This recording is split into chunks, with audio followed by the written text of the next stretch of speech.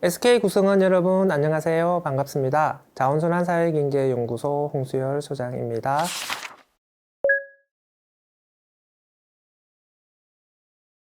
현재의 원료 공급 시장에서는 생산자들이 천연 원료와 재생 원료를 선택할 수가 있죠. 그러니까 생산자들이 재생 원료를 선택하는 이유는 어떤 거예요? 싼 맛에 선택하는 것이죠. 그러니까 재생 원료가 천연 원료에 비해서 품질이 떨어지지만 가격이 싸기 때문에 원가 절감 차원에서 재생 원료를 구입을 하는데, 천연 원료 가격이 떨어지게 되면 재생 원료를 굳이 쓸 필요가 없어지는 것이죠. 그럼 또 재생 원료를 외면하게 되는 겁니다. 그러니까 재생 원료는 천연 원료의 가격에 항상 얽매여 있어요. 절대 재생 원료는 천연 원료 가격보다 비싸져서도 안 되는 것이고요. 천연 원료 가격의 변동에 따라서 재생 원료의 수요가 큰 영향을 받게 되는 것이죠. 그러니까 지금 구조에서는 재활용 시장이 부가가치도 제약을 받게 되고 시장 자체도 굉장히 불안정해지게 되는 것이죠. 재생원료가 수요가 많아지기 위해서는 품질이 좋아져야 되는 거잖아요. 재생원료 품질을 좋아지게 하기 위해서는 재활용 산업에 투자를 많이 해야 되는데요. 투자를 많이 해서 재생원료 품질을 높이면 그만큼 비싸게 팔아야 되는데, 재생원료의 가격은 천연원료 가격의 족쇄에 묶여 있기 때문에 투자한 만큼의 가격 보상을 받기에는 한계가 있는 것이죠. 그러니까 재활용 시장에는 투자를 적극적으로 많이 할 수가 없는 것이고요. 투자가 부족하니 재생원료 품질의 개선 속도가 떨어질 수밖에 없는 것이죠. 재생원료 품질의 개선이 빨리 되지 않으니까 또 수요는 더 떨어지게 되고, 이런 악순환이 계속 벌어지는 곳이 현재의 재활용 산업인데요.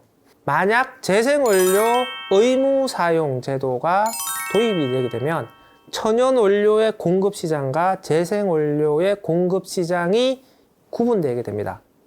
재생원료의 가격이 천연 원료 가격의 족쇄에서 벗어날 수가 있게 되겠죠.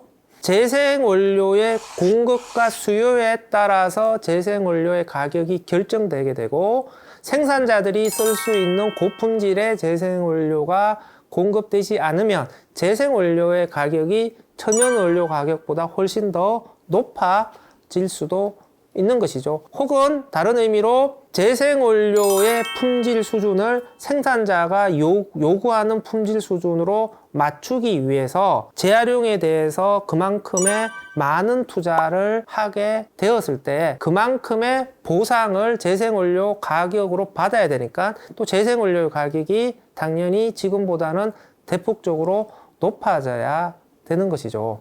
재활용 시장 자체가, 그리고 재생원료의 가격 자체가 지금까지 우리가 익숙하게 알고 있는 시장과는 다른 구조로 전개가 될 것이다 라는 것이죠. 이미 페트병 재생원료의 경우에는 신재보다도 재생원료의 가격이 높아지는 현상들이 최근 몇 년 전부터 일어나고 있고요. 재생원료 사용 의무화 조치들이 강화되면 강화될수록 페트병뿐만 아니라 PP 등의 재생원료 가격도 높아질 수밖에 없다라고 생각을 하고요. 심지어는 2배, 4배까지도 증가할 수 있다라고 생각을 하는데요. 원료를 사용하는 생산자들이 이런 단기적인 가격 변동에 일희일비하면 안 된다라고 생각을 합니다. 오히려 좀 장기적인 전망을 가지고 투자를 해야 돼요. 지금 조금 더 비싸더라도 오히려 재생원료를 적극적으로 구매해주는 정책들을 통해서 장기적인 재생원료 공급망을 확보하는 것이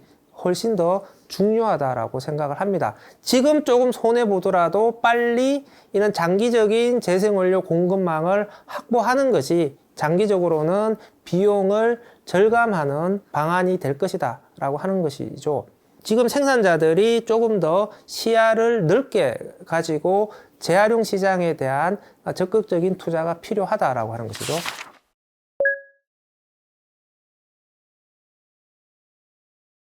재활용을 하는 쓰레기의 종류는 크게 두 가지로 구분이 돼요. 그러니까 산업 공정에서 나오는 스크랩이 있는 것이죠. 그러니까 페트병을 예로 들면은 페트병을 만드는 공정에서 나오는 불량품 혹은 스크랩들이 나올 것인데요. 이것은 굉장히 깨끗하죠. 깨끗하니까 이 산업 스크랩을 가지고 재활용을 하게 되면은 재활용하기도 쉽고 재생원료의 품질도 좋아지게 되겠죠. 반면 페트병이 사용되고 난 이후에 쓰레기로 배출되었을 때 이것을 가지고 재활용을 하게 되면 한번 사용하고 난 다음에 버려졌기 때문에 오염이 된 거잖아요. 이것을 가지고 재활용을 하게 되면 재활용도 어렵고 재생원료의 품질도 상대적으로 떨어질 것이고 고품질의 재생원료를 만드는데도 많은 비용이 들어가게 될 것입니다. 산업공정에서 나온 스크랩을 가지고 만든 재생원료를 PIR이라고 얘기를 하고요. 소비 후에 배출된 쓰레기를 가지고 재활용한 재생원료를 PCR이라고 이야기를 합니다. 지금은 PIR과 PCR 자체를 우리가 구분하지는 않는데요. 재생원료 사용 의무화 조치가 되면은 PIR과 PCR의 구분이 굉장히 중요해질 거라고 생각합니다. 왜냐하면 재생원료 사용 의무화 조치가 되면 생산자들은 PCR보다는 PIR을 우선적으로 쓰려고 할 거예요. 재생원료 사용 의무화 조치의 목적은 소비 후에 쓰레기로 배출되는 것들의 순환을 원활하게 하기 위한 목적에서 하는 거거든요. PCR이 아니라 PIR을 우선적으로 사용을 하게 되면 재생원료 사용 의무화 조치의 취지와는 어긋나는 거잖아요. PIR을 사용하는 것에 대해서는 재생원료 의무화 조치에서의 사용 실적으로 보지 않을 거야 라고 하는 조치들도 나올 수가 있겠죠. 지금 EU에서는 환경단체들이 벌써 이렇게 주장을 합니다. 재생원료 사용 실적에서 PIR 실적은 제외해야 된다. PCR만을 인정해야 된다. 라는 이야기도 나오고 있어요. 우리나라도 아마 조만간에 이런 논쟁들이 벌어질 수 있다라고 생각을 합니다. 그러면 PCR만을 인정해야 된다라고 얘기를 하려면 일단 재생원료 자체가 PIR과 PCR로 명확하게 구분이 될 수 있어야 되는 것이죠. 생산자들이 쓴 재생원료가 PIR인지 PCR인지 알 수 있어야 되는 거잖아요. 그래서 재생원료에 대해서 종류를 구분하고 각각의 종류에 대해서 인정해주는 이런 시스템들이 앞으로 도입될 필요가 있게 되겠죠. 재활용 통계의 정비도 당연히 필요합니다. 지금은 쓰레기를 관리하기 위한 목적에서 통계를 만들어요. 그러다 보니까 쓰레기가 소각장 갔냐, 매립장 갔냐, 재활용 시설 갔냐 요것만 봅니다. 재활용 시설로 들어간 다음에 어떤 재생원료가 만들어졌는지에 대한 통계는 안 나와요. PCR이 얼마만큼 생산되었고 PIR이 얼마만큼 생산되었고 이렇게 생산된 재생원료가 1등급이 얼마고 2등급이 얼마고 3등급이 얼마고 이것이 수출되었는지 혹은 이런 것들이 수입이 되었는지 이런 관련된 통계가 전반적으로 나오지 않습니다. 그러니까 지금 생산자 입장에서는 깜깜한 상태죠. 재생원료가 도대체 우리가 필요로 하는 재생원료가 얼마만큼 공급될 수 있을지에 대해서 전혀 모르고 있는 상태에서 어떻게 재생원료 사용 의무화 조치가 실행될 수 있겠어요? 그러니까 재생원료 사용 의무화 조치를 실행을 하려면 이 재생원료의 공급과 관련된 세밀한 산업 통계가 만들어져야 되고, 그러니까 환경부도 폐기물 관리 목적의 통계가 아니라 산업 원료 공급 차원에서의 산업 통계가 만들어질 수 있도록 통계 작성 방식 자체도 완전히 바뀌어야 된다고 하는 것이고요. 재활용 등급별 통계가 나오려면 재생원료의 품질 등급 기준과 이 등급을 관리할 수 있는 관리 체계가 또 만들어져야 되는 것이죠. 구체적으로 우리가 준비해야 될 것들이 굉장히 많다라고 하는 것이죠. 재생원료 사용 의무화 조치만 한다고 해서 모든 문제가 자연스럽게 풀리는 것이 아니라 재생원료 사용 의무화 조치가 작동하기 위한 새로운 체계들을 하나하나 다 만들어 가야 된다라고 하는 것이죠. 재생원료 사용 의무화 조치가 되게 되면 결국은 이제 재생원료를 사용해야 될 의무가 생산자들에게 부여되는 거잖아요. 그럼 생산자들은 재생원료를 어떻게든 가져다 써야 될 텐데 이 재생원료를 어떻게 조달할 거냐라고 하는 문제가 발생을 할 겁니다. 지금과 같은 상황에서는 재활용 업체와 거래를 통해서 재활용 업체로부터 재생원료를 공급해야 될 텐데 재활용 업체가 대부분 영세한 곳이 많아요.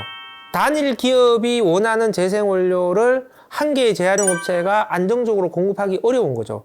생산자 입장에서는 재생원료의 공급 자체가 굉장히 불안정해지고 이것 자체를 하나의 큰 리스크로 생각하게 될 거고, 재생원료 사용 의무화 조치에 맞추어서 재생원료의 공급을 안정적으로 할 수 있는 방안들을 모색할 수밖에 없게 되겠죠. 생산자들이 그럼 자기가 직접 재활용 시장에 진출해서 재생원료를 직접 공급할 수 있는 방법을 모색을 하거나, 아니면 자기에게 생산자가 필요로 하는 모든 원료를 패키지로 한꺼번에 공급해 줄 수 있는 파트너가 필요해지게 되겠죠. 플라스틱을 예로 들면은 음료 회사와 같은 엔드 유저들이 있을 거고, 이 음료 회사에서 필요한 플라스틱 포장 용기의 원료를 공급하는 석유화학 업계가 있을 텐데, 이 음료 업계는 석유화학 업체로부터 플라스틱 신재를 구매하고 재활용 업체로부터 재생원료를 구매하는 방식이 아니라 석유화학 업계에 같이 요구하겠죠. 우리에게 신재를 공급하려면 재생원료까지 한꺼번에 공급해. 이렇게 요구를 하겠죠. 보통 긍정적으로 얘기하게 되면은 좀 더 그 자본력이 있는 대기업들이 좀 더 믿을 수 있는 파트너라고 생각을 하게 되겠죠.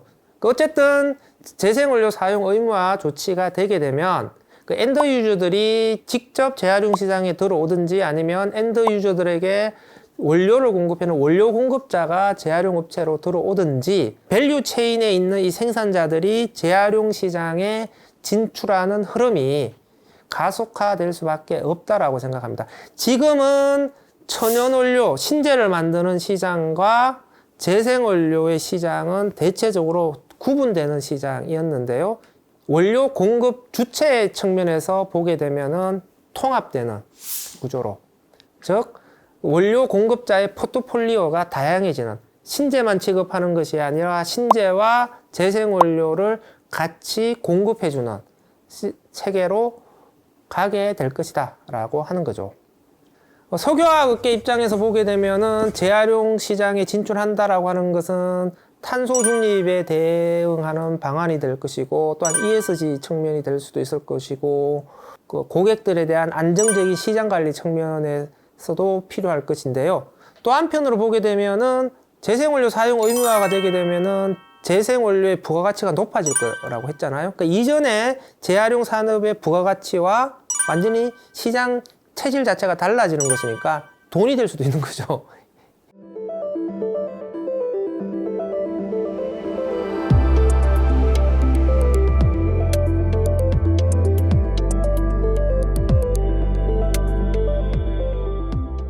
그러면 대기업 대자본들이 재활용 시장에 진출했을 때 대기업의 체급에 맞는 어느 정도 규모가 있는 시설들을 설치를 해야 될 텐데요. 규모가 있는 재활용 시설들을 설치를 하게 되면 그 재활용 시설을 운영하기 위해서 필요한 쓰레기를 안정적으로 공급해 줄 수 있어야 되잖아요. 그러면은 그 재활용 시장에서의 밸류 체인, 그러니까 배출부터 수집해서 선별해서 통합적인 관리가 필요하게 되는 것이죠. 단순히 시설만 설치해서 운영하는 것뿐만 아니라 원료 공급 차원에서 결국 폐기물을 수집하고 선별하는 시장까지의 진출은 그 자연스러운 흐름으로 이어질 수밖에 없다라고 생각을 해요. 대기업들이 재활용 시장에 한 발짝 들어오는 순간 점점 더 깊숙하게 발을 담글 수밖에 없어질 거다라고 생각을 합니다. 다음에 재생원료 사용 의무화 조치가 된다라고 했을 때는 이제 탈플라스틱의 관점에서 보면 이건 조금 더 장기적으로 본 관점인데요. 석유로 만든 플라스틱이 식물로 만든 플라스틱으로 대체해 갈 수밖에 없다라고 했잖아요. 요건 한 2030년까지 짧은 기간이라 한 2050년까지 아주 30년의 전망을 봤을 때는 아주 장기적으로 이렇게 서서히 시장이 변해갈 수밖에 없을 텐데, 폐기물 시장에도 석유로 만든 플라스틱과 식물로 만드는 플라스틱 서로 혼재되는 과도기적 상황을 거칠 수밖에 없을 텐데, 자원순환 체계를 어떻게 잘 구축할 거냐, 이런 대책들도 앞으로 필요할 것이다라고 생각을 하고요. 다음에 새로운 기술도 당연히 도입이 되어야 되는 것이죠. 같은 용도로 재활용을 하기 위해서는 품질의 유지가 필수적이다. 그러니까 업사이클이 필수적이다 라고 하는 것이고요. 이 업사이클이 되기 위해서는 기존의 재활용 기술로는 도저히 불가능하다. 새로운 선진화된 기술이 필요하다라고 하는 것이고요. 플라스틱의 경우에는 전통적인 미케니컬 리사이클링, 그러니까 기계적 재활용만으로는 순환 경제에서 플라스틱 재생원료를 순환시키는데 기술적으로 한계에 부딪힐 수밖에 없다라는 거잖아요. 기계적 재활용의 문제들을 보완하거나 대체할 수 있는 새로운 기술. 우리는 이것을 화학적 재활용이라고 얘기를 하고요. 어드밴스드 테크놀로지, 그러니까 선진화된, 기술적으로 더 진전된 이런 기술이다. 또 이렇게도 이야기를 하는데요. 저는 플라스틱 재활용 시장에서 화학적 재활용의 비중이 확대되는 것, 혹은 역할이 확대되는 것은 순환 경제에 있어서 불가피하다라고 생각을 하고요. 역으로 따지면 플라스틱 순환 경제가 만들어지려면 기계적 재활용, 미케니컬 재활용의 기술이 지금과는 전혀 다른 방식으로 획기적으로 높아지거나 아니면 화학적 재활용이 성공적으로 도입이 되어서 정착이 되어야 된다라고 하는 것이죠. 만약에 이런 기술적인 대응이 실패를 하게 되면 플라스틱 순환 경제는 당분간은 달성 불가능하게 되는 것이죠. 그래서 저는 이런 기술적인 기반을 조기에 어떻게 마련할 것이냐, 글로벌한 상황에서 봤을 때는 이런 기술적인 과제들을 빨리 해결하는 기업이 이 시장에서의 선두주자가 될 것이다 라고 보는 겁니다. 이런 선진화된 기술과 관련해서는 우리나라가 원천 기술이 부족하고 기술 개발의 속도가 다른 선진국에 비해서 굉장히 늦습니다. 그러니까 이 격차를 어떻게 따라잡을 것이냐라고 하는 것들이 앞으로 과제일 텐데요. 그동안 우리나라도 영세한 기업에게 그동안 맡겨뒀다라고 한다면 이 기술의 격차를 빨리 좁히기 위해서는 대기업의 참여, 투자가 필요하다. 혹은 그렇게 갈 수밖에 없을 것이다 라고 생각을 합니다. 화학적 재활용의 비중이 증가할 수밖에 없을 것이다 라고 하는 해의 전망들이고요. 공통적으로 모든 자료들이 화학적 재활용의 비중이 높아질 수밖에 없을 것이다 라고 보고 있습니다. 순환경제로 가기 위해서 업사이클링을 해야 되는 거고, 업사이클링을 하기 위해서는 재활용 산업의 규모화와 선진화가 필요한 것이다 라고 하는 거잖아요. 그러니까 재활용 산업의 구조전환이 반드시 필요하다라고 하는 것이고요. 재활용 산업의 구조전환을 위해서는 대기업과 대자본의 참여가 반드시 필요하다라고 하는 것이죠.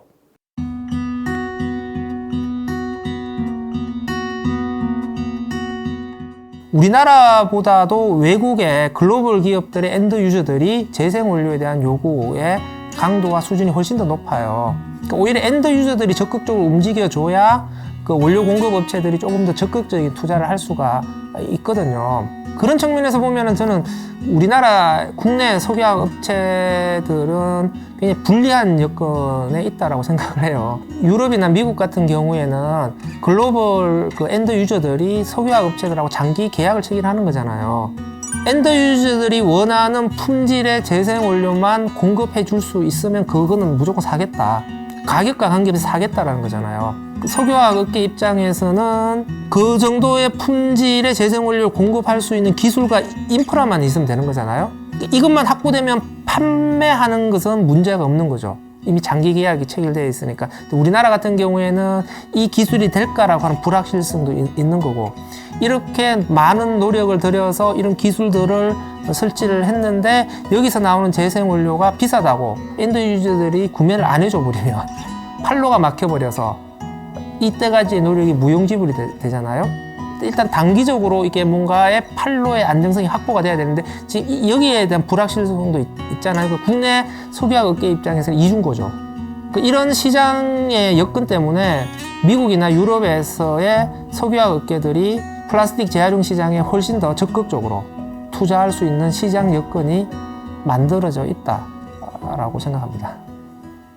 대기업도 마찬가지고요. 재활용 산업도 마찬가지고 정부도 마찬가지고 좀 더 적극적으로 대화를 할 필요가 있다고 생각을 합니다. 눈앞의 갈등을 피한다고 피할 수 있는 것은 아니다라고 생각을 해요. 재활용 업체들도 단순히 내 시장만 지키겠다라고 하는 접근을 해서는 안 된다고 생각합니다. 과연 현재의 재활용 업체들이 우리 미래의 재활용 산업의 구조 전환을 스스로 할 수 있는가라고 하는 것들을 물어봐야 되고, 그 재활용 산업의 구조 전환을 위해서 현재 재활용 업체들이 할 수 있는 역할과 대기업들이 할 수 있는 역할들을 허심탄회하게 얘기하면서 서로가 할 수 있는 역할 배분들을 찾아가는 게 중요하고요. 정부는 이런 대화가 될 수 있도록 조정자의 역할을 지금보다는 훨씬 더 적극적으로 할 필요가 있습니다.